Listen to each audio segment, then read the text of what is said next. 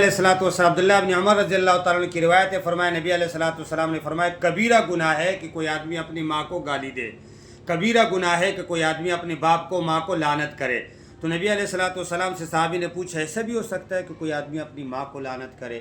یا ایسا بھی ہو سکتا ہے کہ کوئی آدمی اپنے باپ کو لعنت کرے، برا بھلا کہے؟ فرمایا ہاں، جب بھی کوئی آدمی کسی اور کی ماں کو لعنت کرتا ہے وہ اس کی ماں کو لعنت کرے گا، اور جب بھی کوئی آدمی کسی اور کی باپ کو گالی دے گا تو وہ اس کو گالی دے گا۔ نتیجہ یہ نکلا کہ اس نے خود ہی اپنی ماں کو اور اپنے باپ کو لعنت بھی کر لی اور گالی بھی دے دی۔ اب معلوم یہ ہوا کہ کبیرہ گناہ ہے کسی مسلمان کو گالی دینا، ماں باپ کی، بہن بھائیوں کی گالیاں دینا کسی مسلمان کو بھی یہ بہت بڑا کبیرہ گناہ ہے، فسق ہے۔ دوسری حدیث میں سباب المسلم فسوق، مسلمان کو گالی دینا فسق ہے، اور جب آپ کسی کو گالی دیتے ہیں تو وہ گالی آپ کے اوپر لگتی ہے۔ اور دوسری حدیث میں ہے نبی علیہ الصلوۃ والسلام نے فرمایا کہ جب کوئی آدمی کسی کو لعنت کرتا ہے وہ لعنت آسمان کی طرف جاتی ہے، آسمان کے دروازے بند ہو جاتے ہیں، واپس نیچے آتی ہے، دائیں بائیں دیکھتی ہے، اور جب اس کو کوئی اور نہیں ملتا لعنت کا مستحق تو وہ لعنت خود آ کے اس کے اوپر گر جاتی ہے۔ معلوم ہوا کہ